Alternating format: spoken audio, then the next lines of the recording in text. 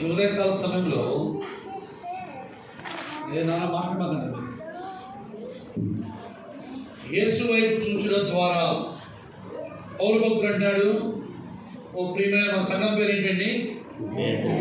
గట్టి చెప్పాలి, మీ వాల్యూమ్స్ పెంచాలి గట్టి. మంచిదన్నా, ఇక అంతే ఉండండి, పచ్చిగా కాల్చారు. అలా ఉంటేనే అయిపోతుంది, త్వరగా అయిపోతుంది మన పని. సరే, మంచిది. బేతనియా సంఘంతో చెప్తున్నాడు అపోస్తలుడైన పౌలు, ఓ బేతనియా సంఘమా, ఈ ఉదయకాల సమయంలో ప్రభువైన యేసుక్రీస్తు వారి వైపు చూస్తూ మీరు ఆత్మతో సత్యంతో ఆయన్ని ఆరాధించండి అని చెప్తున్నాడు. సరే, మంచిది. పౌలనా యేసయ్య వైపే చూసి మేము ఆరాధిస్తాం, ఆయన్నే ఘనపరుస్తాం, ఆయన్నే మహిమపరుస్తాం. మరి ఆయన వైపు చూచడం ద్వారా నాన్న మీరు మాట్లాడమాకండి రా. ఆయన వైపు చూచడం ద్వారా మన జీవితంలో కలిగిన 500 మేలు తలపోసుకొని మన ప్రభువును మనము ఆరాధించబద్ధమై ఉన్నాం. యేసుక్రీస్తు వారి వైపు చూచడం ద్వారా నా జీవితంలో కలిగిన 500 మేలు రాండి. మొట్టమొదటిగా యెషయా గ్రంథం 45వ అధ్యాయము 22వ వచనం. యెషయా గ్రంథం 45వ అధ్యాయము 22వ వచనం. భూదిగాంత నివాసులారా నా వైపు చూచి రక్షణ పొందులు. సాలని గారు తల్లబెగతనమా, ఇది మూల పాఠం మీరు గుర్తుపెట్టుకోవాలి.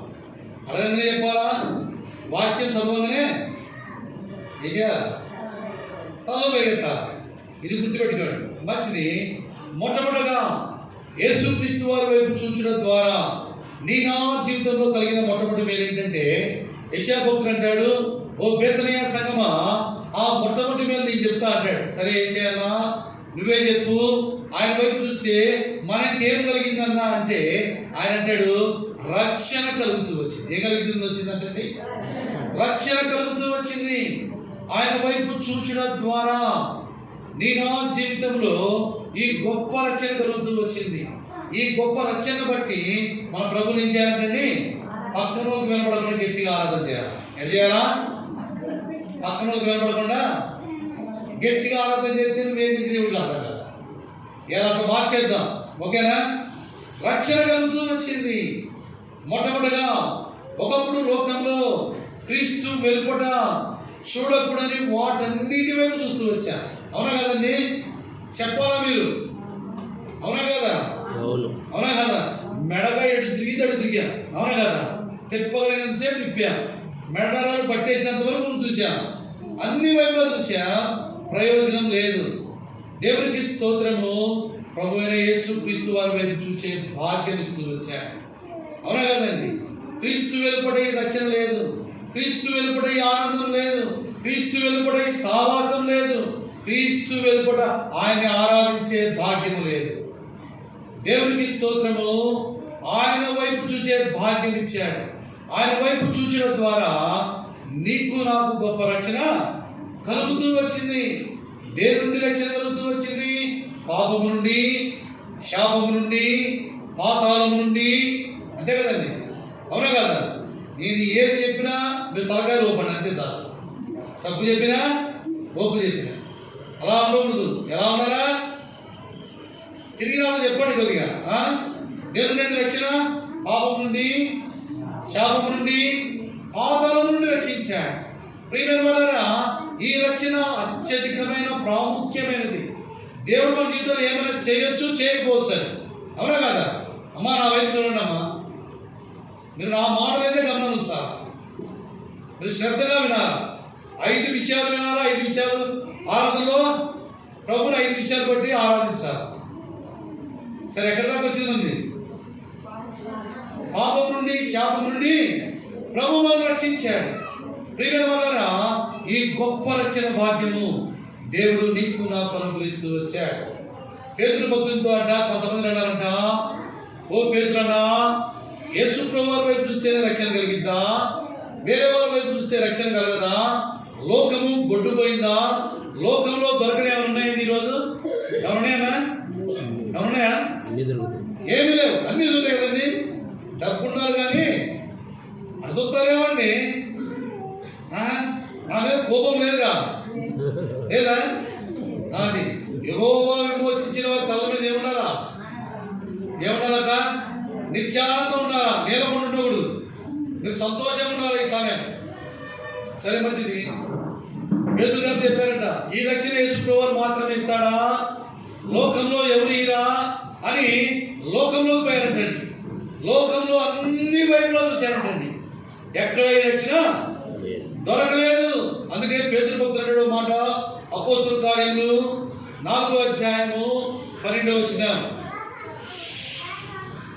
మరి ఎవని వలన రక్షణ కలగదు, ఈ నామమునే మనము రక్షణ పొందవలెను గాని.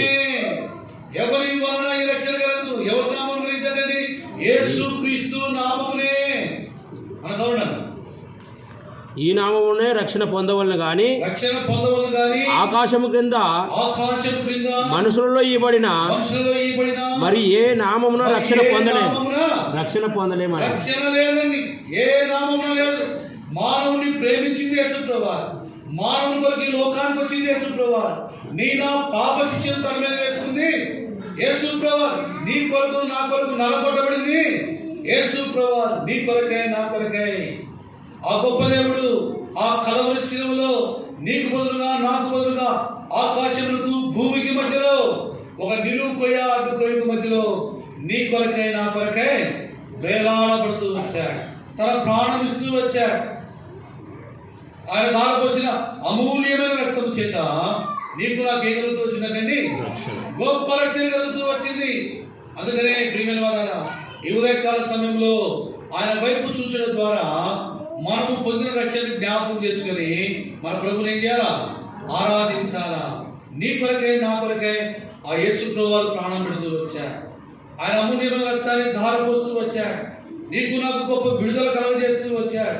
నీకు నాకు గొప్ప రక్షణ కలగజేస్తూ వచ్చాడు. అందుకే పేతురు పుత్రుడు, ఈ నామమునే మీరు రక్షణ పొందారు కాబట్టి ఈ నామాన్ని ఏం చేయాలి? మీరు అమ్మా నిద్రపోకండమ్మా, ఏం చేయాలా? ఘనపరచాలా, హెచ్చించాలా, మహిమపరచాలా. అందుకే యోనా భక్తుడు కూడా చక్కని మాట అంటాడు. యోనా గ్రంథం 2వ అధ్యాయం 9వ వచనం. యోనా గ్రంథం 2వ అధ్యాయం 9వ వచనం. 2వ అధ్యాయం 9వ వచనం. కృతజ్ఞతాస్తుతులు చెల్లించి నేను నీకు బలులను అర్పింతును, మాలను యెహోవా యొద్దనే. యెహోవా యొద్దనండి. సముద్ర అగాధంలో ఉన్నాడు, మత్స్యక కడుపులో ఉన్నాడు. ఆయన ఎక్కడున్నా దేవునికి ఏం చేస్తున్నాడండి? కృతజ్ఞతాస్తుతులు చెల్లిస్తున్నాడంట. ఓ యోనా, నువ్వు చేప కడుపులో ఉండి కూడా దేవునికి కృతజ్ఞతాస్తుతులు చెల్లిస్తున్నావు. ఎందుకు చెల్లిస్తున్నావు? ఎందుకు ఆయన మహిమపరుస్తున్నావు అంటే, యోనా అంటాడు, రక్షణ ఆయన యొద్దే దొరికిందయ్యా. రక్షణ ఇచ్చేవాడు ఆయన మాత్రమే.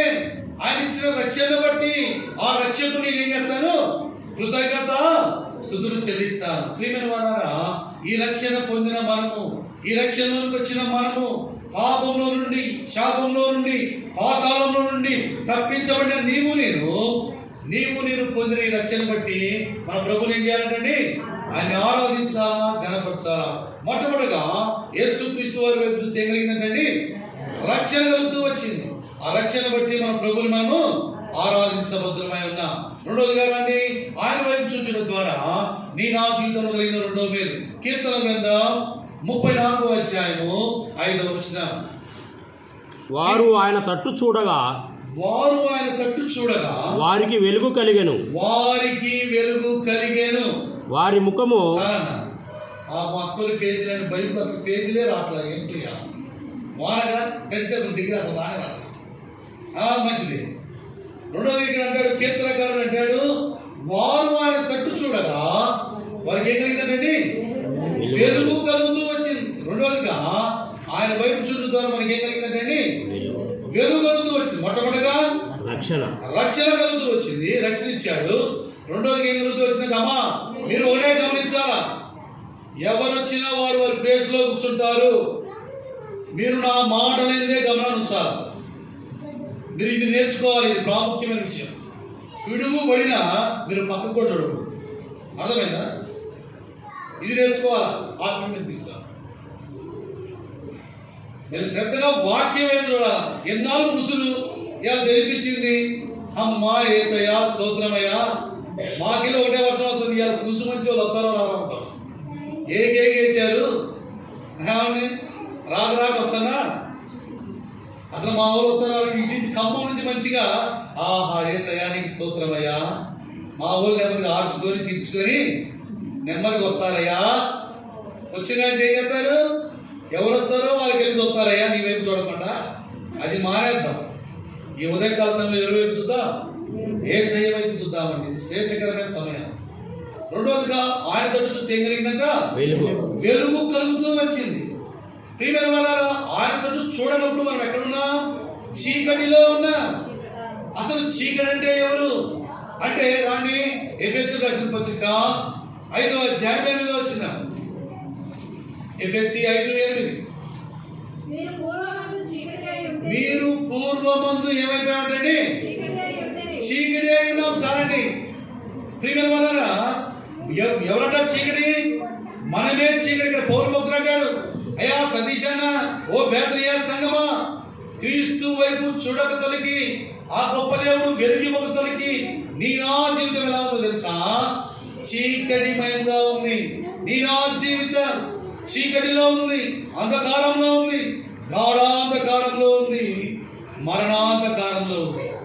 ప్రియమైన వాళ్ళారా, ప్రభువుకు స్తోత్రములు.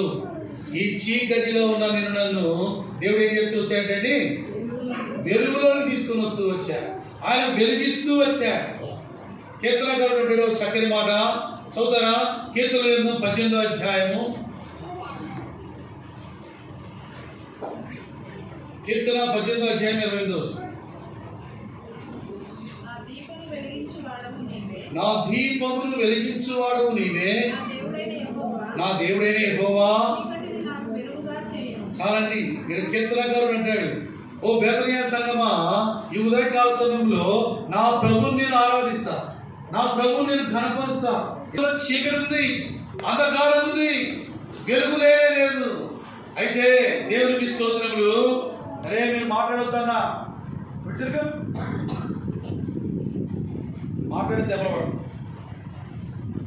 ఒకప్పుడు చీకటిలో ఉన్నా, చీకటిలో సంచరించా, నా జీవితం చీకటిలోనే మగ్గిపోతేమో ముగిసిపోతేమో అనుకున్నా. కానీ నా ప్రభువు, నా దేవుడు, నా రక్షకుడు, నా స్తుతులకు పాత్రుడైన నా యేసయ్య నా దీపాన్ని ఏం చేశాడు, వెలిగించాడయ్యా. వెలిగించడం మాత్రమే కాదు, నాలో ఉన్న చీకటి అంతా చేశాడు, పారద్రోలుతూ వచ్చాడు. నా జీవితాన్ని వెలిగించాడు, నా వెలుగుమయంగా మార్చివేశాడు. ప్రియమైన సంగమా, దావీదును వెలిగించిన దేవుడే నిన్ను నన్ను కూడా వెలిగిస్తూ వచ్చాడు.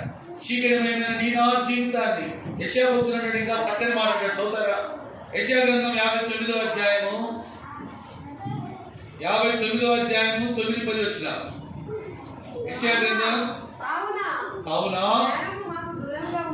న్యాయము మాకు దూరంగా ఉన్నది, నీతి మమ్ము కలుసుకొనుట లేదు.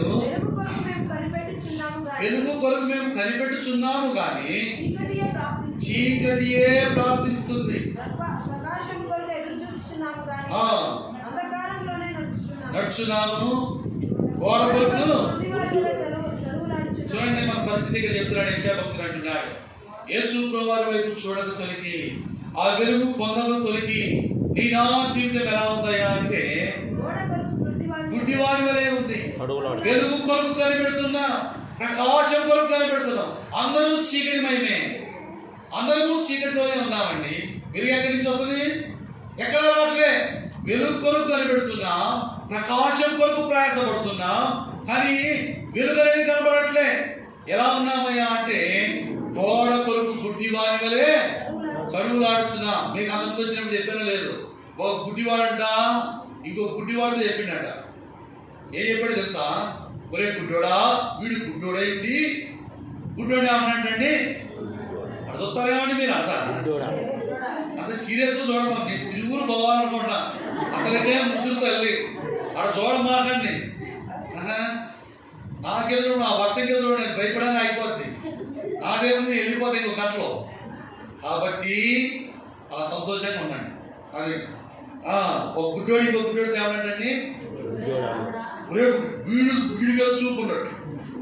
రే గుడ్డోడా, నీకు సూర్యాపేట ఖమ్మం రోడ్డు తెలీదా? నాకు తెలియదురా, అయితే నా చేపట్టుకొని తీసుకుపోతాను. ఏమన్నాడండి? ఇంకో గుడ్డోడు తేనంట. ఒరే గుడ్డోడా, విడి కొనుగాను పాపడు అవతలోడు తెలియదు. నీకు సూర్యాపేట ఖమ్మం రోడ్డు తెలియదు, హైవే రోడ్డు తెలీదా? అయితే నా చేపట్టుకో, అసలు ఇప్పుడు బురదుంది, నేను జాగ్రత్తగా తీసుకొని పోతాను. గుడ్డోడు కలిసిపోతే ఆడిపోతారండి, హైవే ఎక్కుతారండి, బురదలో పడతారు. అవునా ఏమండి? అందుకే బాబు ప్రసాద్ అన్నాడు, నాకు ఫోన్ చేశాడు. నేను బస్ దిగాను. అన్న ఎక్కడున్నారన్నా అంటే అన్న అడిగారు, ఎక్కడున్నారు బ్రదర్ అంటే, అన్న ఇప్పుడే కూర్చొని దిగానంటే అన్నారు, బ్రదరు మరి మందిరానికి వచ్చే దారిలో పడుతుంది, మీరు అక్కడే ఉండండి, నేను తీసుకొని వస్తాను, నేను బండి కదా అన్నంటే కొంచెం చాలా లా ఉన్నాడు, నేనేం చాలా సన్నగా ఉన్నాను కదా. సరేలే అన్న, సరే రాండి అంటే నేను రోడ్డు మీద అంతే ఆగిన తర్వాత బండి ఎక్కితే ఆడిలా. సరే అన్న పాప కష్టపడి 7 దాకా వచ్చాడు.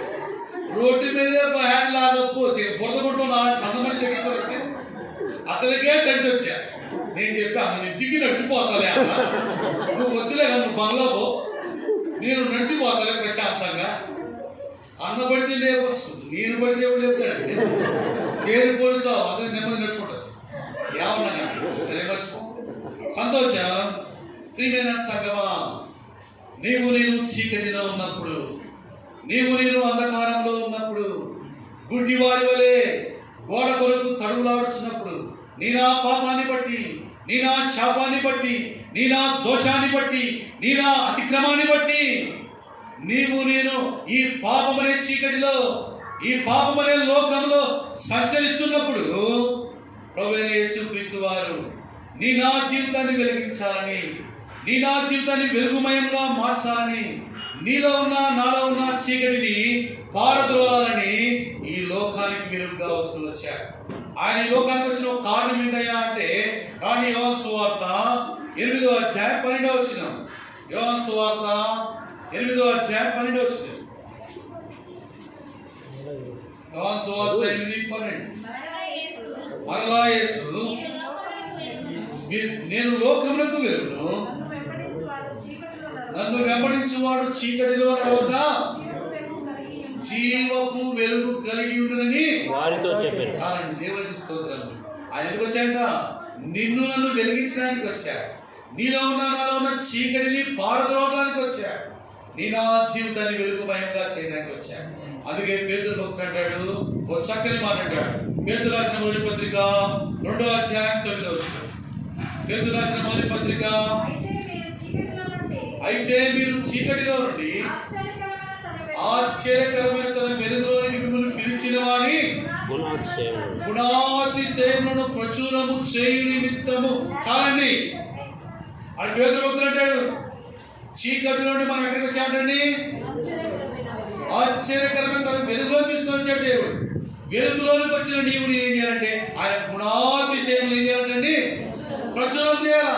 ఓ యేసయ్యా, ఒకప్పుడు రక్షణ లేదు, ఓ యేసయ్యా ఒకప్పుడు పాపంలో ఉన్నా, ఓ యేసయ్యా ఒకప్పుడు చీకటిలో ఉన్నా, అంధకారంలో ఉన్నా, పాపానికి వెళ్ళవలసిన వాడిగా ఉన్నాను. యేసయ్యా నీకు స్తోత్రమయ్యా, నా బ్రతుకు మార్చావయ్యా, నా జీవితాన్ని మార్చావయ్యా, నా దీపమును వెలిగించావయ్యా, నన్ను వెలుగుమయంగా చేశావయ్యా, నాలో ఉన్న పాపాన్ని పారదోలావు, నాలో ఉన్న శాపాన్ని తొలగించావు, నాలో ఉన్న అంధకారాన్ని తొలగించావు, నీ గొప్ప రక్షణ ఇచ్చావు, నీ వెలుగుతో, నీ గొప్ప వెలుగుతో నన్ను వెలిగించావు అని ఆయన గుణాతిశయం ఏం చేయాలండి? ప్రచురపరచాలా. ఓ యేసయ్యా నువ్వు వెలుగుగా ఉన్నావు వందనా, ఓ యేసయ్యా నువ్వు రక్షకుడుగా ఉన్నావు వందనా, నన్ను రక్షించావు, అందును బట్టి నేను నిన్ను స్తుతిస్తా, నన్ను వెలిగించా, అందును బట్టి నేను నిన్ను మహిమపరుస్తా. ప్రియమైన వాళ్ళారా, మనకు పాట ఉంటుందండి, నూతనంగా చేర్చబడిన పాట. అంధకారమైన నా వెలుగునిచ్చినావు, ఆఖరి బొడ్డు వరకు రక్తమిచ్చినావు, అంధకారమైన నా వెలుగునిచ్చినావు, ఆఖరి బొడ్డు వరకు రక్తమిచ్చినావు, ఏమని వర్ణింపను రుణం ఎలా తీర్చను, రుణం ఎలా తీర్చను.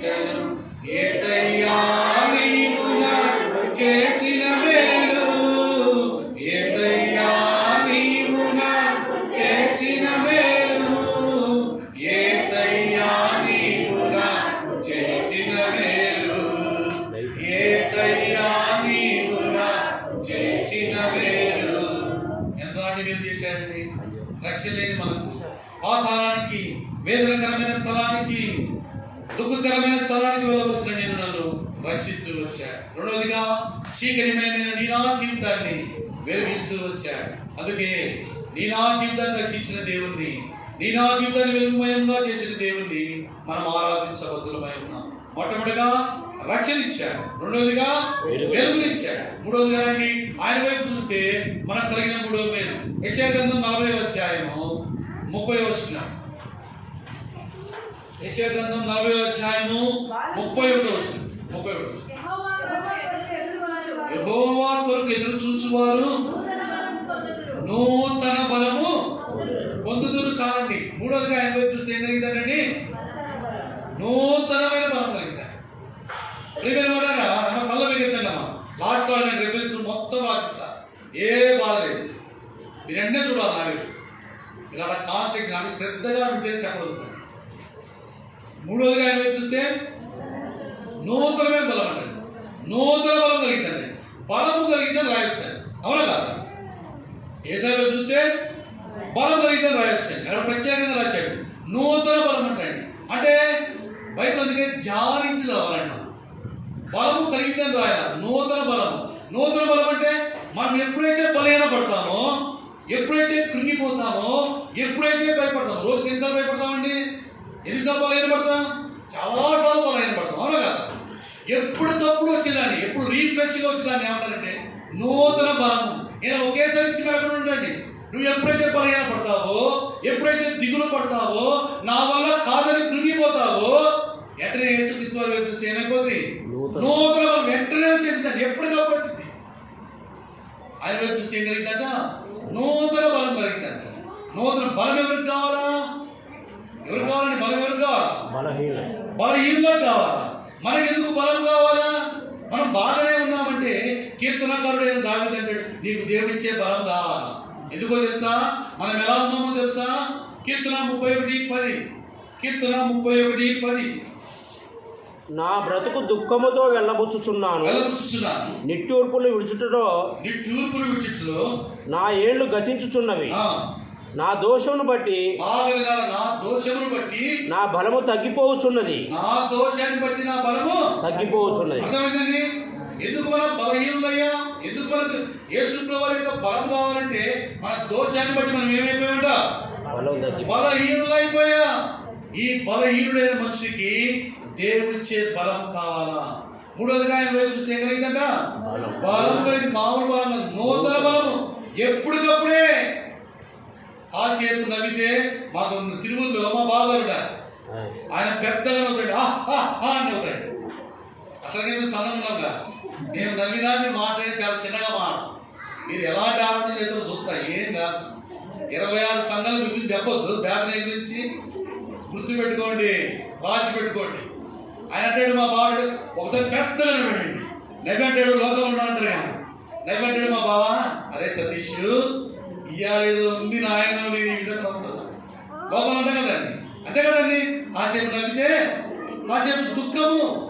ప్రియమైన వారా, కానీ క్రైస్తవులకి యేసుక్రీస్తు వారి వైపు చూసే వ్యక్తికి ఎప్పటికప్పుడు ఏం కలిగిందట? నూతనమైన బలం కలిగింది. భయం ఉండదు, దిగులుండదు. భయపడే సమయంలో నాకు యేసయ్య ఉన్నాడు కదా, ఈ అనుభవంలోకి రావాలి. సరే మంచిది. కీర్తనకారుడైన దావీదు చక్కని మాట, బైబిల్ తీయకుండా చెప్పాలి. కీర్తన 18:1 ఆడో చక్కని మాట అంటాడు, బైబిల్ తీయకుండా చెప్పాలి. తీసారట మీరు ఇంత మంచిగా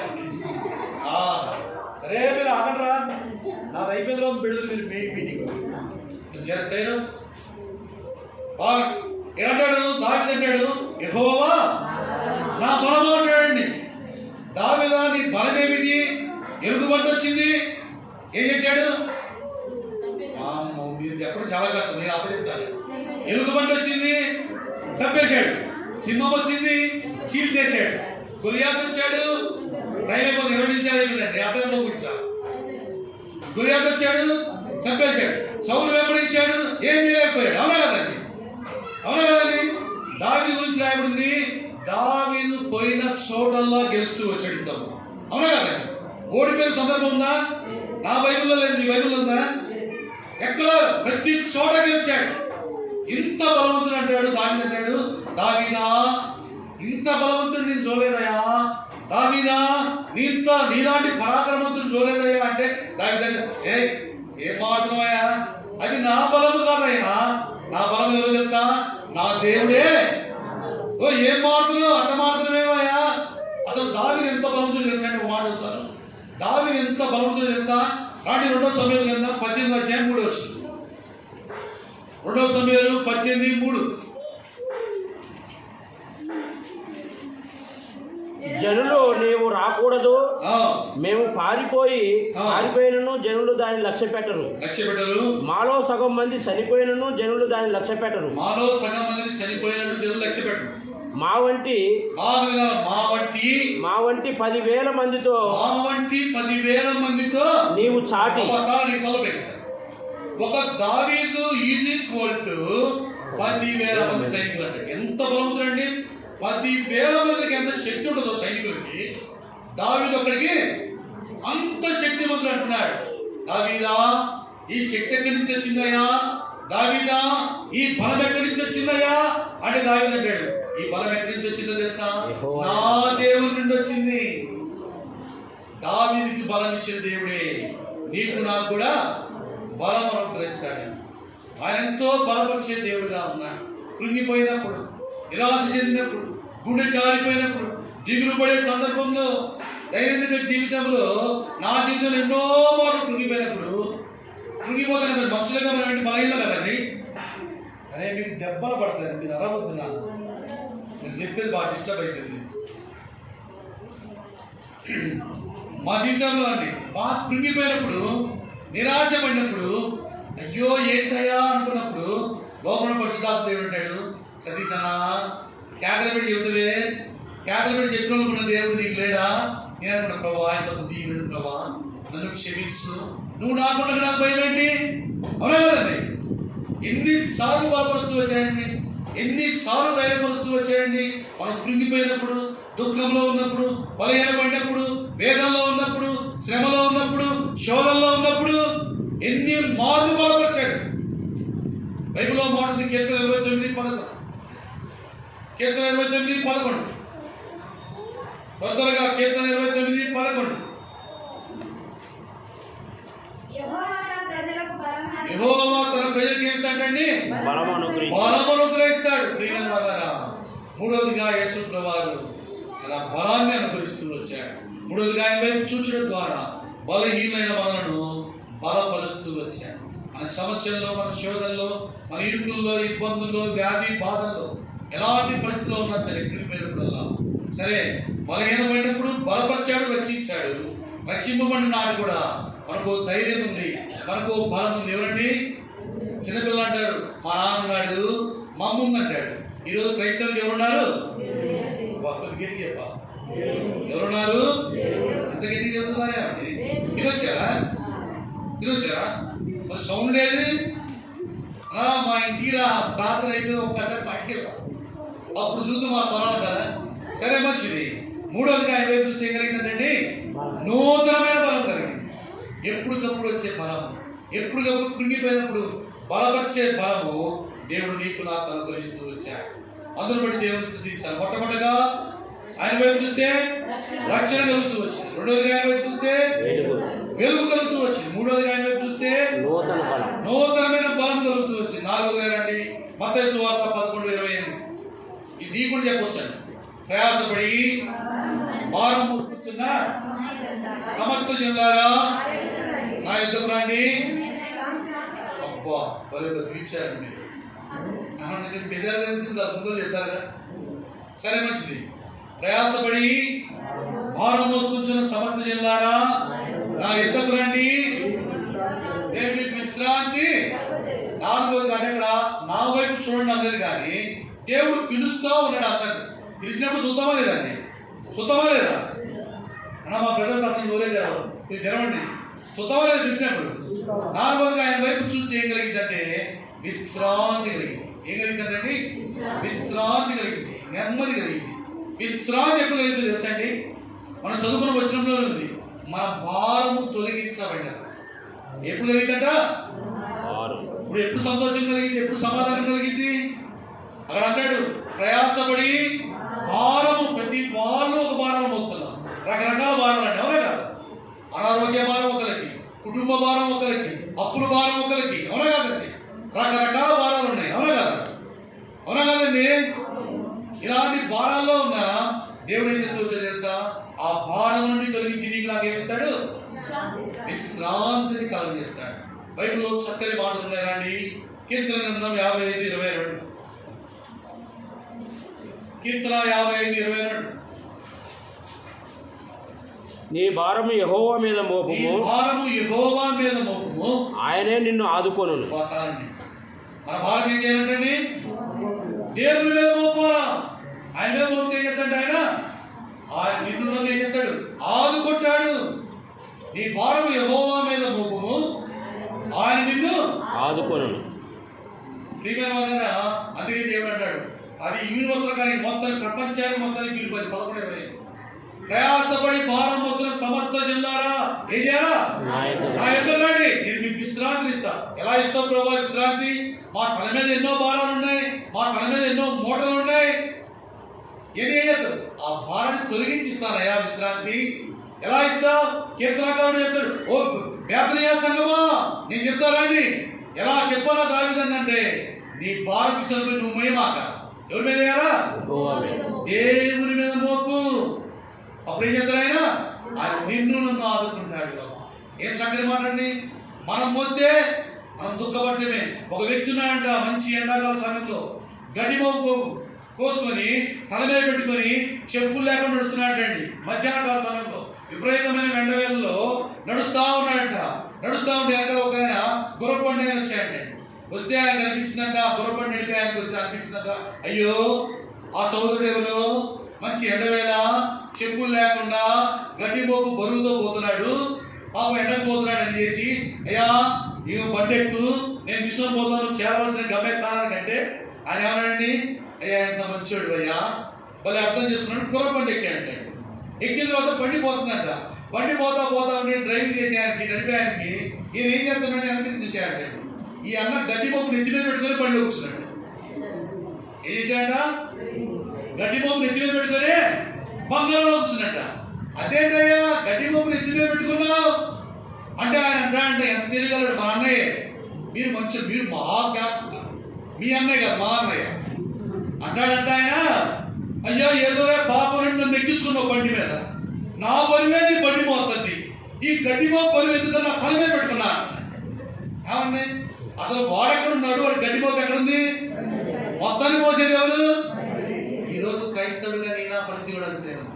క్రీస్తునే బండిలోనే ఉన్నా, క్రీస్తునే ఓడలోనే ఉన్నా, క్రీస్తు యొక్క చేతిలోకే వచ్చా, కానీ మన భారం మన తల మీద పెట్టుకొని మనం కృంగిపోతున్నాం, కృషించిపోతున్నాం, బలహీనపడుతున్నాం. అయితే ప్రభుకు స్తోత్రములు. ప్రభు మరొకసారి జ్ఞాపకం చేస్తున్నాడు. కీర్తనకారుడైన దావీదు అంటున్నాడు, నీ భారము యెహోవా మీద మోపు. ఆదుకునే దేవుడు ఉన్నాడు, సహాయపడే దేవుడు ఉన్నాడు, భారం తొలగించే దేవుడు ఉన్నాడు. ఇక మనకి ఎందుకంటే భయం? మనం భయపడటం వలన, మనం ఏడవడం వలన, మనం రోధించడం వలన మన బాధలు తీరిపోతాయా? తీరిపోతాయండి? అడుగుతారేమండి? నన్ను చూడండి, నేను 6 లక్షలు షూరిటీ సంతకం పెట్టాను, వాళ్ళు డబ్బులు ఇచ్చారు. ఏం చేయాలా? 6 లక్షలకి నేను చూడండి స్నేహానికి పోయి 6 లక్షలకి పోయి సంతకం పెట్టాను, షూరిటీ సంతకం పెట్టాను. ఈరోజు వాళ్ళు డబ్బులు ఇవ్వట్లేదు, అంతా బేసిక్ ఉంది. మొన్నదా నేను కలవరపడుతూ వచ్చాను, నిద్రపోతే నిద్ర రావట్లేదు, ఉలిక్కిపడి వెళ్తున్నాను. పాప సిస్టర్ కూడా బాధపడుతుంది, మా ఆయన మా నల్ల బంగారం ఎంత తినేవాడో, ఇప్పుడు అసలు అన్నం తినట్లేదు, మా అన్నం తినట్లేదండి సిస్టర్. అన్నగాడు ఎంతో లోపలంతా వేదనుకుంటే అవునా కదండి? అవునా కదా? చూస్తారేమండి? ఎక్కడ తిరుగుతుంది? ఇలా అనుకుంటే నిద్రపోతున్నా ఉలికిపడి వెళ్తున్నా, కంగారు పడుతున్నా. మరి మనకు ఒక అలవాటు ఉంది కదా, ప్రార్థన చేసుకుంటే బయట చదువుతున్నాం, బయట చదువుతుంటే దేవుడు అన్నాడు, దేవుడు మాట్లాడు. ఆయన ఉండగా నీకు భయపడడం ఏంటి? నేను నమ్ముకున్న దేవుడు ఉన్నాడు, ఆయన విశ్వాసం ఇచ్చాడు, అవునా కదండి? ఆ దేవుడు ఏదైనా చేయగలుగుతాడు, ఏది చేయగలుగుతాడు లేదండి, అవునా కదా? ఎర్ర సముద్రం పాయలు చేశాడు, సింహాల నోళ్ళు అగ్ని చోరడం ఆర్పిఎస్ భలే తెలుసండి మీకు, అన్ని సాధారణ బాగా నేర్పేసాడు మీకు. ఏమండి నేను అనుకున్నాను, ప్రభా నువ్వు ఉండగా నాకు భయం ఏంటి అని. అప్పుడు చూడేం చేశాను, ప్రార్థన చేయడం మొదలుపెట్టా. యేసయ్యా నా భారము నీ మీద మోపుతున్నా. ఇక అప్పటి నుంచి ప్రారంభించానండి. ఇక సిస్టర్ ప్యామ తెలుసా, మొన్న దాకా అన్నం తినట్లేదు అంటదిగా, ఇప్పుడు ఎంత తింటావు నాయనో, తినకపోతే ఒక సాగు, తింటే ఒక సాగు. అసలు ఇక సన్నం ఉన్నావు, ఇది తినయ్యా, సన్నం ఉన్నావుగా. నేను మడి కూడా నా ప్రాణమా, ఎన్ని బాధలు ఎన్ని సంతకాలు పెట్టినా నువ్వు తింటాం ప్రశాంతం రెట్టి తీసుకొని కొద్దిగా సన్నగా నేర్చుకోవాలి. సరే, ఏదేమైనా ప్రియమైన సంగమా, మన ధైర్యంగా జీవితంలో ఒక ధైర్యం, మన భారము దేవుని మీద ఉంటే మన దేవుడు ఏం చెప్తాడండి, ఆదుకుంటాడు. మనమే చెబుతాము, మనమే భయపడతాం. మన దేవుడు ఉన్నాడు ఆదుకునేదే. రెండోదిగా కీర్తన 68:20 కొందరుగా కీర్తన 68:20 టైం అయిపోయింది, టైం ఈజ్ ఓవర్. ప్రసాదం చెప్పాడు, టైం అంటే టైమే. దేవుడు మా పక్షాన మా 68:20 అదేనా, ప్రభు స్తుతి నొందును గాక. 19 ప్రభు స్తుతి నొందును గాక,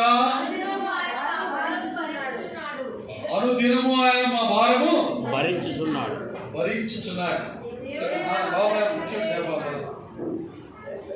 అనుదినం ఏం చెప్తాడు మన దేవుడు, మన భారం భరిస్తున్నాడు. దావీదు అంటాడు, ప్రభు స్తుతి నొందును గాక. యేసయ్యా నేను నిన్ను స్తుతిస్తా, నేను నిన్ను ఘనపరుస్తా. ఎందుకు స్తుతిస్తావయ్యా? అనుదినము ఆయన ఏం చెప్తున్నాడు, అనుదినం అంటండి. ప్రతి క్షణం, ప్రతి నిమిషం, ప్రతి గంట, ప్రతి రోజు మన దేవుడు ఏం చేస్తున్నాడు, మన భారము భరిస్తున్నాడు. కాబట్టి నువ్వు ఒకటే చేయాలి, ప్రభువును స్తుతించడమే నేర్చుకోవాలి. యేసయ్యా నీకే స్తోత్రం, యేసయ్యా నీకే మహిమ, యేసయ్యా నీకే ఘనత. నా భారం అనుదినం భరిస్తున్నా, నన్ను ఆదుకుంటున్నా. ఫైనల్ ఈ మాటతో ముందుకు వెళ్దాం. మొదటి పేతురు 1:5, పేతురు రాసిన మొదటి పత్రిక 5వ అధ్యాయం 7వ వచనం. పేతురు రాసిన మొదటి పత్రిక 5వ అధ్యాయం 7వ వచనం. ఆయన మిమ్మల్ని గురించి చింతించుచున్నాడు కనుక మీ చింత యావత్తు.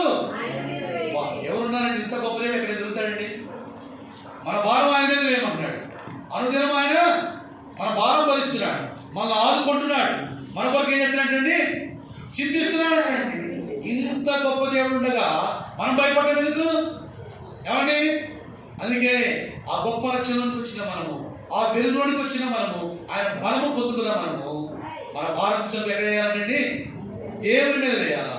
అందుకే దేవుడు మన భారం గురించి మన జీవితంలో ఏమి ఇచ్చాడు, విశ్రాంతిని ఇచ్చాడు. మన భారం భరించే దేవుడు ఉన్నాడు, ఆదుకునే దేవుడు ఉన్నాడు, మన కొరకు చింతించే దేవుడు ఉన్నాడు. మనం వెళ్ళినప్పుడు ఆయన ఏం చేయాలా, స్తుతించాలా, ఆరాధించాలా, కనపరచాలా. 4వదిగా ఆయన వైపు చూస్తే కలిగేది ఏంటంటే, 4వదిగా మన భారము తొలగించి మనకి ఏం కలిగిస్తాడంటే, విశ్రాంతిని కలగజేస్తాడు, నెమ్మదిని కలగజేస్తాడు. మొట్టమొదటిగా రక్షణ ఇచ్చాడు, రెండవదిగా వెలుగు కలగజేశాడు, మూడవదిగా బలము అనుగ్రహించాడు, 4వదిగా విశ్రాంతిని అనుగ్రహించాడు. 5వదిగా ఒక మాట చూసుకొని మనం ఆరాధనలో ప్రవేశిద్దాం. హెబ్రీయులకు రాసిన పత్రిక 12వ అధ్యాయము 2వ వచనం ఉంది. నేను చదువుతాను వినండి.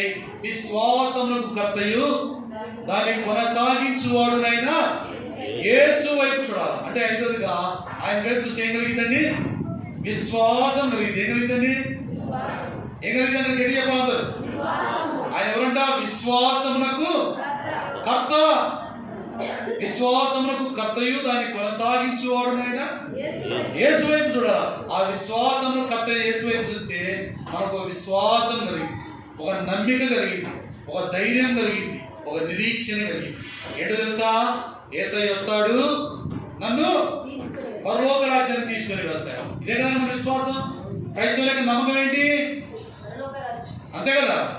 మనం ఇప్పుడు మనం సువార్త చేస్తాం కదా, చేస్తాం లేదా? ఏమన్నా అసలు చెప్పలేమండి, అంతేనా? పక్కన కనపడకుండా చేస్తానా? అవును, అక్కడ మైకులో ఉంటారుగా.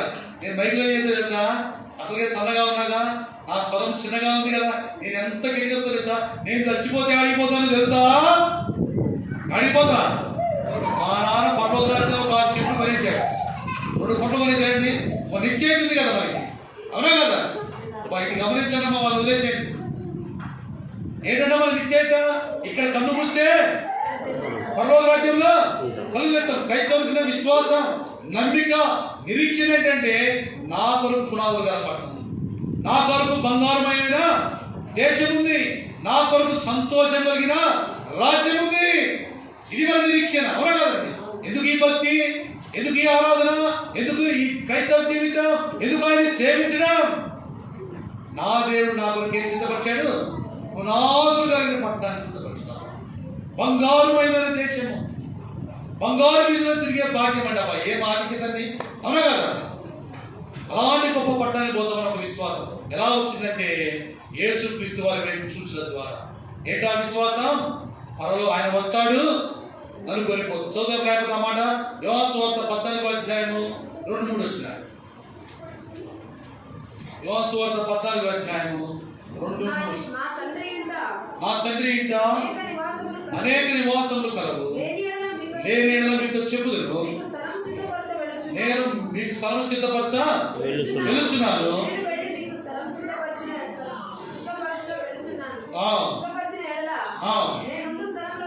నేనుండు స్థలం మీరు కూడా ఉండులాగునా.